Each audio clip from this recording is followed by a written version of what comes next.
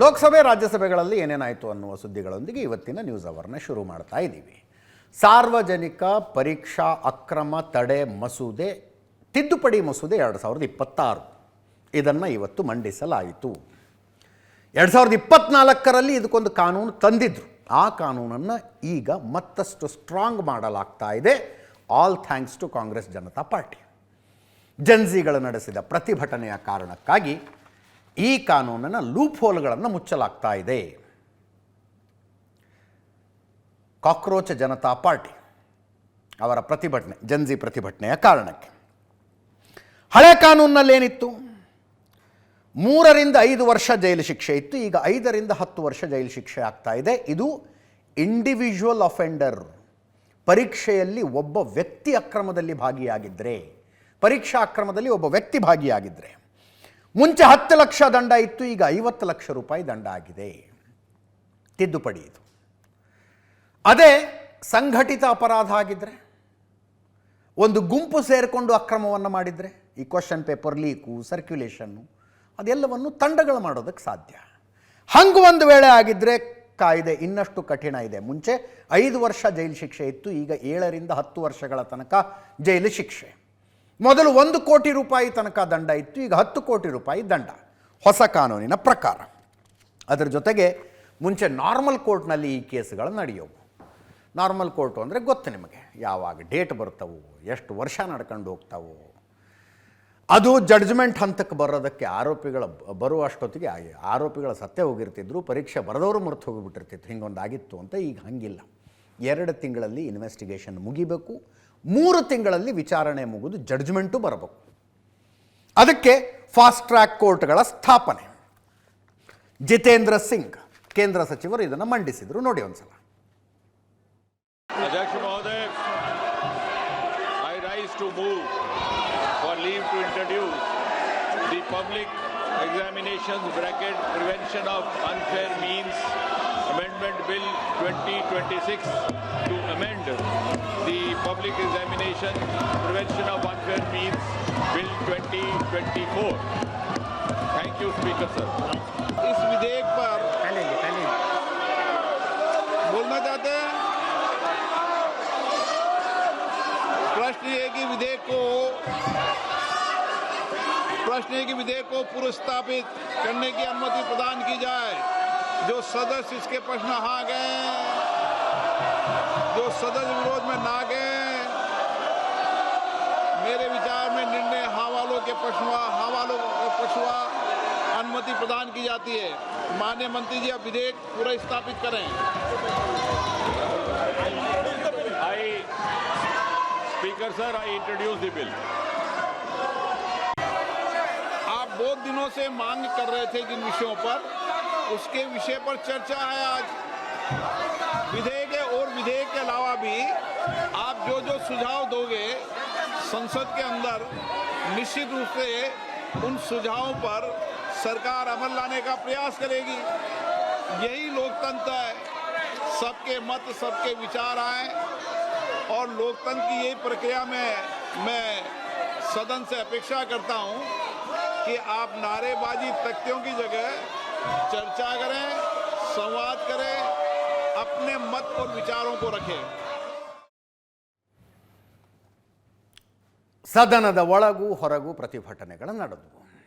ವಿದ್ಯಾರ್ಥಿಗಳ ಮೇಲೆ ಲಾಠಿ ಚಾರ್ಜ್ ಯಾಕಾಯಿತು, ಅಶ್ರುವಾಯು ಯಾಕೆ ಸಿಡಿಸಿದ್ರಿ, ಪೆಲೆಟ್ ಗನ್ನಲ್ಲಿ ಯಾಕೆ ಹೊಡೆದ್ರಿ, ಅಮಿತ್ ಶಾ ಇದಕ್ಕೆ ಉತ್ತರ ಕೊಡಬೇಕು ಅಂತ ವಿರೋಧ ಪಕ್ಷಗಳ ಪ್ರತಿಭಟನೆ.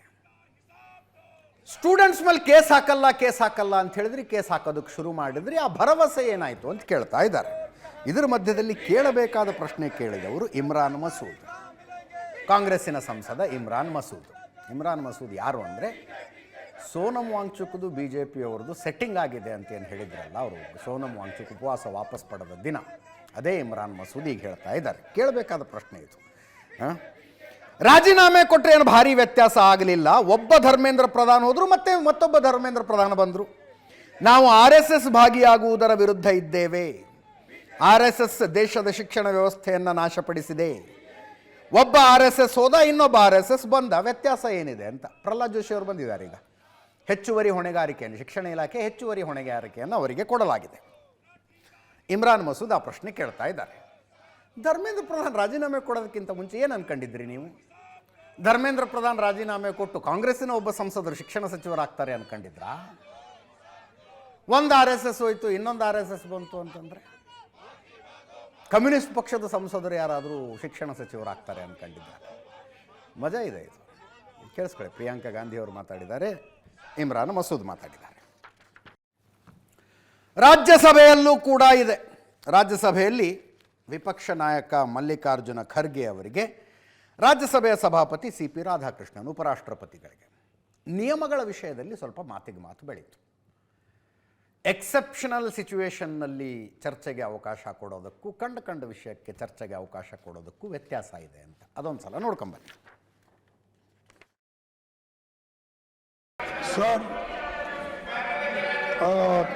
I have given a notice under Rule 267 of the Rules of Procedure. Gangeji, it is already, I have given the ruling. That ruling has not been designed by me. That has been designed by our predecessor, Krishna Gandhi ji, under the membership of Manmohan Singh ji, Pranab Mukherjee, Vajpayee ji, and so many leading personalities. Again and again we are raising this. This is, see, I have to go by the rules or I have to break the rules. You tell me. In this house only, Honorable Deputy Chairman, he told in some important occasions. Rarest of the rarest occasion, then only it is possible. This is a rarest subject. The rarest of the rarest should be consensus of the whole house. It is not there what I can do. It is never happened in the history of India that the boys were beaten and they were dragged. The palace House is getting again to make arrangements and Amit Shah is responsible. Kiran Rijiju ಸಂಸದೀಯ ವ್ಯವಹಾರಗಳ ಸಚಿವರು ವಿಪಕ್ಷಗಳನ್ನು ಪರಿಪರಿಯಾಗಿ ಬೇಡಿಕೊಂಡರು. ಇದು ಮಕ್ಕಳ ಭವಿಷ್ಯಕ್ಕೆ ಸಂಬಂಧಿಸಿದ ವಿಷಯ. ದೇಶದಲ್ಲಿ ಶಾಶ್ವತವಾಗಿ ಪರೀಕ್ಷಾ ಅಕ್ರಮಗಳನ್ನು ನಿಲ್ಲಿಸಬೇಕು ಅನ್ನುವ ಉದ್ದೇಶದೊಂದಿಗೆ ತರ್ತಾ ಇರುವ ಬಿಲ್ಲು. ಕೈ ಮುಗಿದು ಕೇಳ್ಕೊತೀನಿ, ದಯವಿಟ್ಟು ಚರ್ಚೆಗೆ ಒಪ್ಕೊಳ್ಳಿ ಅಂತ ಅವ್ರಿಗೇನು ಒಪ್ಸೋದಕ್ಕಾಗಲಿಲ್ಲ. ಕಿರಣ್ ರಿಜಿಜು ಮನವಿ, ಅದನ್ನೊಂದು ಸಲ ನೋಡ್ಕೊಳ್ಳಿ. सर, सारे मेंबर तैयारी के साथ आए हैं और अपोजिशन के भी कई मेंबर्स ने अमेंडमेंट दिए हैं, वो भी तैयारी करके आए हैं. बहुत ही महत्वपूर्ण बच्चों के लिए, युवाओं के लिए, छात्रों का जिंदगी के लिए ये महत्वपूर्ण बिल है. सब बोलने वाले वक्ता भी तैयार है, फिर भी जानबूझ करके कांग्रेस पार्टी और उसके कुछ साथी जानबूझ करके आज इतना महत्वपूर्ण बिल पे चर्चा होने नहीं दे रहे हैं. मैं बहुत दुखी मन के साथ कह रहा हूँ. पहले दिन तो वो कह रहे थे कि चर्चा करना चाहिए, एग्जाम का मामला है, बच्चों का मामला है. अब जब चर्चा करने के लिए इतना महत्वपूर्ण बिल लेकर के जब आया है, टाइम भी दे चुके हैं, 6 घंटे स्पीकर साहब ने और टाइम देंगे, आप चाहते तो और टाइम देंगे, फिर भी ये कर रहे हैं. ये अच्छा नहीं लग रहे हैं. मैं कांग्रेस के साथियों को कहना चाहता हूँ, ऐसा काम मत कीजिए. ये आपका जो इमेज है बहुत गिर चुका है और बहुत बदनाम होने वाला काम मत कीजिए. पूरा पार्टी एकजुट होकर के हमारे युवाओं का, छात्रों का जिंदगी को ठीक करने के लिए महत्वपूर्ण बिल पे सब हिस्सा लेना चाहिए. मैं फिर से अपील करना चाहता हूँ. आप ಆಡಳಿತ ಪಕ್ಷದ ಯಾವ ಸದಸ್ಯರು ಏನು ಕೇಳ್ಕೊಂಡ್ರು ವಿಪಕ್ಷದಗಳವರು ಒಪ್ಪಲಿಲ್ಲ. ಚರ್ಚೆಗೆ ಗಲಾಟೆ ಆಗ್ತಾ ಇತ್ತು. ಇವರೊಂದು ಚರ್ಚೆ ಮಾಡಬೇಕು ಅನ್ನೋದು, ಅವರೊಂದು ಚರ್ಚೆ ಮಾಡಬೇಕು ಅನ್ನೋದು. ಫೈನಲಿ ಲೋಕಸಭೆ ಸ್ಪೀಕರ್ ಓಂ ಬಿರ್ಲಾ ಅವರು ವಿರೋಧ ಪಕ್ಷದ ಸದಸ್ಯರುಗಳನ್ನೆಲ್ಲ ಕೂಡಿಸ್ಕೊಂಡು ಮಾತಾಡಿ ಕನ್ವಿನ್ಸ್ ಮಾಡಿದ್ರು. ನಾಳೆಯಿಂದ ಚರ್ಚೆ ಶುರುವಾಗುತ್ತಂತೆ. ಓಂ ಬಿರ್ಲಾ ಅವರಿಗೆ ಕನ್ವಿನ್ಸ್ ಮಾಡೋದಕ್ಕಾಯಿತು. ವಿದ್ಯಾರ್ಥಿಗಳ ಭವಿಷ್ಯದ ದೃಷ್ಟಿಯಿಂದ ಸಂಸತ್ತಿನಲ್ಲಿ ಚರ್ಚೆಯಾಗಲಿ ಅಂತ ನಾಳೆ ಮಸೂದೆಯ ಬಗ್ಗೆ ಸುದೀರ್ಘವಾಗಿ ಚರ್ಚೆ ಮಾಡುವುದಕ್ಕೆ ವಿರೋಧ ಪಕ್ಷದ ಸದಸ್ಯರುಗಳು ಒಪ್ಕೊಂಡಿದ್ದಾರೆ. ಇದರ ಮಧ್ಯೆ ಮಂತ್ರಿ ಸ್ಥಾನಕ್ಕೆ ರಾಜೀನಾಮೆ ಕೊಟ್ಟ ನಂತರ Dharmendra Pradhan for the first time ಸೆಷನ್ನಿಗೆ ಬಂದರು. ಚಕಾರ ಮಾತಾಡಲಿಲ್ಲ, ಮಾಧ್ಯಮದ ಯಾವ ಪ್ರಶ್ನೆಗಳಿಗೆ ಉತ್ತರ ಕೊಡಲಿಲ್ಲ. ನಮಸ್ಕಾರ ಮಾಡ್ಕೊಂಡು ದಾಟ್ ಹೋದ್ರು. ಧರ್ಮೇಂದ್ರ ಪ್ರಧಾನರಿಗೆ ಆಡಳಿತ ಪಕ್ಷದ ಸದಸ್ಯರಿಂದ ಅದ್ದೂರಿ ಸ್ವಾಗತ. ಇದು ಸಂಸತ್ ಭವನದ ಒಂದು ಗೇಟು, ಇನ್ನೊಂದು ಗೇಟ್ನಲ್ಲಿ ಆ ಕಡೆ ಕಾಂಗ್ರೆಸ್ನವರ ಪ್ರತಿಭಟನೆ ನಡೀತಾ ಇತ್ತು. ನೋಡಿ ಅಲ್ಲಿ ಅದು ಒಡಿಸ್ಸಾದ ಸಾಂಪ್ರದಾಯಿಕ ಟೋಪಿ ಶಾಲೆಲ್ಲ ಹಾಕಿ ಜೈಕಾರ ಕೂಗಿ ಸ್ವಾಗತಿಸಿದರು BJP MP ಗಳು. ಇಲ್ಲಿ ನೋಡಿ,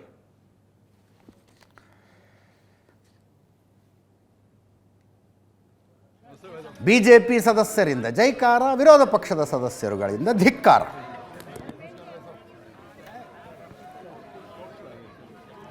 ಕಾಕ್ರೋಚ್ ಜನತಾ ಪಾರ್ಟಿಯ ಪ್ರೊಟೆಸ್ಟಿಗೆ ಮತ್ತೊಂದು ಪ್ರತಿಕ್ರಿಯೆ ಅನ್ನುವಂತೆ ಫಸ್ಟ್ ಏನಾಯಿತು, ಫಾಸ್ಟ್ ಟ್ರ್ಯಾಕ್ ಕೋರ್ಟ್ ಸ್ಥಾಪಿಸುವ ನಿರ್ಧಾರ ಘೋಷಣೆ ಮಾಡಿದ್ರು.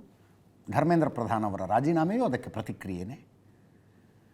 ಈಗ ನಂದನ್ ನಿಲೇಕಣಿಯವರ ನೇತೃತ್ವದಲ್ಲಿ ಒಂದು ಟಾಸ್ಕ್ ಫೋರ್ಸ್ ರಚನೆ ಮಾಡಿದ್ದಾರೆ. ಭವಿಷ್ಯದಲ್ಲಿ ಈ ರೀತಿಯ ಅಧ್ವಾನಗಳನ್ನು ತಪ್ಪಿಸುವುದು ಹೇಗೆ ಅನ್ನುವ ಸಲಹೆ, ರಿಪೋರ್ಟ್ ಕೊಡೋದಕ್ಕೆ. ವೈ ನಂದನ್ ನಿಲೇಕಣಿ? ನಂದನ್ ನಿಲೇಕಣಿ ಯಾರಂತ ಗೊತ್ತು, ಅಚ್ಚಗನ್ನಡಿಗ, ಇನ್ಫೋಸಿಸ್ನ ಸಂಸ್ಥಾಪಕರ ತಂಡದಲ್ಲಿದ್ದಂಥವರು. ಜೊತೆಗೆ ಈ ದೇಶಕ್ಕೆ ಆಧಾರ್ ಕೊಡುವಲ್ಲಿ ದೊಡ್ಡ ಪಾತ್ರ ನಂದನ್ ನಿಲೇಕಣಿಯವರದ್ದು. ಮುಂದಿನ ದಿನಗಳಲ್ಲಿ ಕ್ವಶ್ಚನ್ ಪೇಪರ್ ಲೀಕ್ನಂಥ ಅಧ್ವಾನಗಳನ್ನು ನಿಲ್ಲಿಸಬೇಕು ಅಂದರೆ ಹೈ ಲೆವೆಲ್ ಟೆಕ್ನಾಲಜಿ ಬಳಕೆಯಾಗಬೇಕು. ತಂತ್ರಜ್ಞಾನದಿಂದ ಸಾಧ್ಯ ಇದು. ಎಲ್ಲ ಒಂದು ಕಡೆ ಪ್ರಿಂಟ್ ಆಗುತ್ತೆ, ಪ್ರಿಂಟ್ ಆಗಿದ್ದು ಬಂಡಲ್ ಆಗಿ ಅದನ್ನು ಊರಿಂದ ಊರಿಗೆ ಸಾಗಿಸ್ತೀವಿ, ಹಾಗೆಲ್ಲ ಆಗಲ್ಲ. ತುಂಬ ದೊಡ್ಡ ಮಟ್ಟದ ತಂತ್ರಜ್ಞಾನದ ಬಳಕೆಯಾಗಬೇಕು. ನಂದನ್ ನಿಲೇಕಣಿ ಅವರ ನೇತೃತ್ವದಲ್ಲಿ ಕಮಿಟಿ ರಚನೆಯಾಗಿದೆ. ಸೋಮನಾಥ್ ಅವರಿದ್ದಾರೆ, ಇಸ್ರೋದ ಮಾಜಿ ಚೇರ್ಮನ್ ಸೋಮನಾಥ್ ಅವರಿದ್ದಾರೆ. ತಪನ್ ಡೇಕಾ, ಇಂಟೆಲಿಜೆನ್ಸ್ ಬ್ಯೂರೋದ ಮಾಜಿ ಡೈರೆಕ್ಟರ್. ಕಾಮಕೋಟಿ, IITಯಲ್ಲಿ ಕೆಲಸ ಮಾಡಿದಂಥವರು, IIT ಚೆನ್ನೈನ ಡೈರೆಕ್ಟರ್ ಆಗಿದ್ದರು. ಅನಿತಾ ಕಮಲ್, ಶಿಕ್ಷಣ ಇಲಾಖೆಯ ಮಾಜಿ ಪ್ರಧಾನ ಕಾರ್ಯದರ್ಶಿಯಾಗಿದ್ದರು. ಅಮೃತ್ ಲಾಲ್ ಮೀನಾ, ಸರಕು ಸಾಗಣೆ ತಜ್ಞರು. ಅಮೃತ್ ಲಾಲ್ ಮೀನಾ. ಧರ್ಮೇಂದ್ರ ಪ್ರಧಾನ್ ಅವರ ರಾಜೀನಾಮೆಯಿಂದ ತೆರವಾದ ಶಿಕ್ಷಣ ಇಲಾಖೆಯ ಜವಾಬ್ದಾರಿ, ಹೆಚ್ಚುವರಿ ಜವಾಬ್ದಾರಿ ಕನ್ನಡಿಗರಾದ ಪ್ರಹ್ಲಾದ್ ಜೋಶಿ ಅವರಿಗೆ ಬಿತ್ತು. ಪ್ರಹ್ಲಾದ್ ಜೋಶಿ ಅವರಿಗೆ ಮೊದಲು ಆಹಾರ ಮತ್ತು ನಾಗರಿಕ ಸರಬರಾಜು ಇಲಾಖೆ, ಜೊತೆಗೆ ನವೀಕರಿಸಬಹುದಾದ ಇಂಧನಗಳ ಇಲಾಖೆ ಇತ್ತು. ಈಗ ಅವರು ಹೆಚ್ಚುವರಿಯಾಗಿ ಶಿಕ್ಷಣ ಇಲಾಖೆಯ ಜವಾಬ್ದಾರಿಯನ್ನು ವಹಿಸಿಕೊಂಡಿದ್ದಾರೆ. ಘೋಷಣೆ ಆದ ತಕ್ಷಣ ಅಧಿಕಾರ ವಹಿಸಿಕೊಂಡರು. ನೆನ್ನೆ ಅಧಿಕಾರಿಗಳ ಜೊತೆ ಸಭೆ ಮಾಡಿದ್ರು. Huge responsibility. ಅದರ ಜೊತೆಗೆ ಮತ್ತೊಬ್ಬ ಕನ್ನಡಿಗರಿಗೆ ಭವಿಷ್ಯದಲ್ಲಿ ಹಿಂಗಾಗದಂತೆ ತಡೆಯುವ ಸಲಹೆಗಳನ್ನು ಕೊಡುವುದಕ್ಕೆ ರಚನೆಯಾಗಿರುವ ಟಾಸ್ಕ್ ಫೋರ್ಸ್ನ ನಾಯಕತ್ವ. ಪ್ರಧಾನಿ ನರೇಂದ್ರ ಮೋದಿ ಅವರು ಇದನ್ನು ಘೋಷಣೆ ಮಾಡಿದ್ರು, ಕೇಳಿಸ್ಕೊಳ್ಳಿ. फ्रेंड्स, विद्यार्थियों के भविष्य के लिए भारत सरकार लगातार अनेकविध कदम उठा रही है. जिन लोगों ने विद्यार्थियों के भविष्य के साथ खिलवाड़ किया वे जेलों में सड़ रहे हैं. हमने फास्ट ट्रैक कोर्ट बना चुके हैं. हम कल पार्लियामेंट के अंदर भी कठोर कानूनों के प्रावधान के साथ नया कानून बनाने की दिशा में भी आगे बढ़ रहे हैं. लेकिन हमें भविष्य के लिए सोचना है. हमारी परीक्षा पद्धति विश्वस्त हो, हमारी परीक्षा पद्धति ट्रांसपेरेंट हो, हमारी परीक्षा पद्धति में सबसे ज्यादा टेक्नोलॉजी का उपयोग हो. इन सारी बातों को ध्यान में रखते हुए विश्व प्रसिद्ध टेक्नोलॉजी एक्सपर्ट श्रीमान नंदन निलेकनी जी के नेतृत्व में एक हाई पावर टास्क फोर्स बनाने का निर्णय किया है, जो एग्जामिनेशन रिफॉर्म की तरफ फोकस करेगा और जल्द से जल्द आने वाली परीक्षाओं की विश्वसनीयता को सुनिश्चित करने का काम इसके रिपोर्ट के आधार पर कर दिया जाएगा. बहुत बहुत धन्यवाद. ನಂದನ್ ನಿಲೇಕಣಿ ಅವರು 2014ರಲ್ಲಿ ಕಾಂಗ್ರೆಸ್ ಕ್ಯಾಂಡಿಡೇಟ್ ಆಗಿದ್ದರು. ಬೆಂಗಳೂರು ಸೌತ್ ಲೋಕಸಭಾ ಕ್ಷೇತ್ರದಿಂದ ಅನಂತಕುಮಾರ್ ಅವರಿದ್ದರು. ಅನಂತಕುಮಾರ್ ಅವರ ವಿರುದ್ಧ 2 ಚಿಲ್ಲರೆ ಲಕ್ಷದಿಂದ ಚುನಾವಣೆ ಸೋತಿದ್ರು. ಅವರು ಈಗ ಟಾಸ್ಕ್ ಫೋರ್ಸ್ನ ನೇತೃತ್ವವನ್ನು ವಹಿಸಲಿದ್ದಾರೆ. ಇನ್ನೊಂದು ಕಡೆ ಪ್ರತಿಭಟನೆಯನ್ನು ಈ ಸರ್ಕಾರ ಹ್ಯಾಂಡಲ್ ಮಾಡಿದ ರೀತಿ ಕೂಡ ಸಾಕಷ್ಟು ವಿವಾದಗಳಿಗೆ ಕಾರಣ ಆಗಿದೆ. ರಾಹುಲ್ ಗಾಂಧಿ ಅವರು ಪೆಲೆಟ್ ಗನ್ನ ಏಟಿನಿಂದ ಗಾಯಗೊಂಡ ವ್ಯಕ್ತಿಯೊಬ್ಬರನ್ನು ನಿಲ್ಲಿಸಿಕೊಂಡು ಪ್ರೆಸ್ ಮೀಟೇ ಮಾಡಿದ್ರು. ಅದಾದ ಮೇಲೆ ಬೇರೆ ಬೇರೆ ಬೇರೆ ರಾಜ್ಯಗಳಲ್ಲಿ ಈ ಪ್ರತಿಭಟನೆ ನಡೀತಾ ಇತ್ತಲ್ಲ, ಬಿಹಾರದ ಪ್ರತಿಭಟನೆಯಲ್ಲಿ ಪ್ರತಿಭಟನಾಕಾರರನ್ನು ಚದುರಿಸೋದಕ್ಕೆ AK-47 ಯೂಸ್ ಆಗಿದೆ. ನೋಡ್ತಾ ಇದ್ದೀರಲ್ಲಿ ಪೊಲೀಸ್ ಸಿಬ್ಬಂದಿಯೊಬ್ಬರ ಕೈಯಲ್ಲಿ ಅನ್ಡೌಟೆಡ್ಲಿ AK-47 ಅದು ಬಳಕೆ ಆಗಿದೆ ಅಂದರೆ ಸುಮ್ಮನೆ ತೋರಿಸ್ಕೊಂಡು ತಗೊಂಡಾಗಿಲ್ಲ ಅದನ್ನು. He has fired it. ಪುಣ್ಯಕ್ಕೆ ಗುಂಡು ಬಿದ್ದಿಲ್ಲ ಯಾರಿಗೂ, ಗುಂಡು ಪುಣ್ಯಕ್ಕೆ ಬಿದ್ದಿಲ್ಲ ಯಾರಿಗೂ. ಭಯಂಕರ ಅಂದರೆ ಭಯಂಕರ ಪವರ್ಫುಲ್ ವೆಪನ್ ಅದು. ಈ ಮುಂಬೈ ಟೆರರ್ ಅಟ್ಯಾಕ್ ಆದಾಗ ಒಂದು AK-47 ಗುಂಡಿನ ಶಕ್ತಿ ಏನು ಅಂತ ಒಂದು ವಾಕ್ಥ್ರೂ ಮಾಡಿದ್ದೆ ನಾನು. ಹೇಗೆ ಒಂದು ಗುಂಡು ಭಯೋತ್ಪಾದಕನ ಬಂದೂಕಿನಿಂದ ಹಾರಿ ಯಾವ ಯಾವ ಗಟ್ಟಿಯಾದ ವಸ್ತುಗಳನ್ನು ದಾಟ್ಕೊಂಡು ಹೋಗಿದೆ, ಅದು ಎಷ್ಟು ದೂರ ಹೋಗಬಲ್ಲದು ಅಂತ. ಹತ್ತಿರ ನಿಂತ್ಕೊಂಡು ಫೈರ್ ಮಾಡಿದರೆ 10 ಜನರನ್ನು ತಿಳ್ಕೊಂಡು ಹೋಗ್ಬಿಡುತ್ತೆ ಅದ್ರ ಗುಂಡು. ಪುಣ್ಯ ಬಳಕೆಯಾಗಿಲ್ಲ. ಇಲ್ಲಿ AK-47 ತೆಗೆದುಕೊಂಡು ಹೋದಂಥ ಪೊಲೀಸ್ ಸಿಬ್ಬಂದಿಯನ್ನು ಸಸ್ಪೆಂಡ್ ಮಾಡಲಾಗಿದೆಯಂತೆ. ಹಾಗೆಲ್ಲ ಪರ್ಮಿಷನ್ ಇಲ್ಲ ರೀ. ನೀವು ಗಲಭೆ ನಿಯಂತ್ರಣಕ್ಕೆಲ್ಲ AK-47 ತಗೊಂಡು ಹೋಗೋಕ್ಕಿದೇನು ಪಾಕಿಸ್ತಾನನ? ಸಿವಾನಿನ SP ಮಾತಾಡಿದ್ದಾರೆ, ಸಸ್ಪೆಂಡ್ ಮಾಡಿದ್ದೀವಿ ಅವ್ರನ್ನ, ಇನ್ವೆಸ್ಟಿಗೇಷನ್ ನಡೀತಾ ಇದೆ ಅಂತ. ಬಿಹಾರದಲ್ಲಿ ಗಲಭೆ ನಿಯಂತ್ರಣಕ್ಕೆ AK-47 ಬಳಕೆಯ ಬಗ್ಗೆ ರಾಹುಲ್ ಗಾಂಧಿ ಅವರು ಒಂದು ಟ್ವೀಟ್ ಕೂಡ ಮಾಡಿದ್ದಾರೆ. ಪ್ರತಿಭಟನಾ ನಿರತ ವಿದ್ಯಾರ್ಥಿಗಳ ಮೇಲೆ ಸರ್ಕಾರ AK-47 ಬಳಸ್ತಾ ಇದೆ. ದೆಹಲಿಯಲ್ಲಿ ಪೆಲೆಟ್ ಗನ್ ಬಳಸಿದ್ರು, ಬಿಹಾರದಲ್ಲಿ AK-47 ಬಳಸಿದ್ದಾರೆ. ಬಿಹಾರದಲ್ಲಿ ನೂರಾರು ವಿದ್ಯಾರ್ಥಿಗಳ ಮೇಲೆ FIR ಹಾಕಲಾಗ್ತಾ ಇದೆ. ವಿದ್ಯಾರ್ಥಿಗಳ ಮೇಲೆ FIR ಹಾಕಲ್ಲ ಅನ್ನುವ ಭರವಸೆ ಎಲ್ಲಿಗೆ ಹೋಯಿತು? ವಿದ್ಯಾರ್ಥಿಗಳ ಮೇಲೆ ದಾಳಿ ಮಾಡಿದವರ ವಿರುದ್ಧ ಸರ್ಕಾರ ಕ್ರಮ ಕೈಗೊಳ್ಳಲಿ ಅಂತ. ಬಿಹಾರ ಗೌರ್ಮೆಂಟ್ ಭಯಂಕರ ಸೀರಿಯಸ್ ಇದೆ ಇದ್ರ ಬಗ್ಗೆ. ಆ್ಯಕ್ಚುಲಿ ಇವತ್ತು ಯಾರೋ ಹೇಳ್ತಾ ಇದ್ರು, ಕೆಲವು ಪತ್ರಿಕೆಗಳ ಮುಖಪುಟದಲ್ಲಿ 100 ಫೋಟೋ ಪ್ರಿಂಟ್ ಮಾಡಿದಾರಂತೆ. ಗಲಭೆ ಮಾಡಿದ ವಿದ್ಯಾರ್ಥಿಗಳ photo hockey they are wanted ಅಂತ ಪ್ರಿಂಟ್ ಮಾಡಿದಾರಂತೆ. ಅವರು ವಿದ್ಯಾರ್ಥಿಗಳಲ್ವಾ ಯಾರಿಗೆ ಗೊತ್ತು.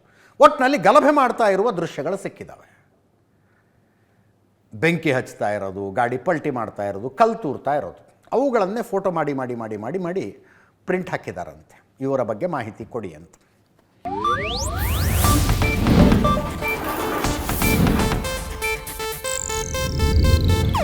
ಇದು ಏಷ್ಯಾನೆಟ್ ನ್ಯೂಸ್ ನೆಟ್ವರ್ಕ್ ಪ್ರಸ್ತುತಿ.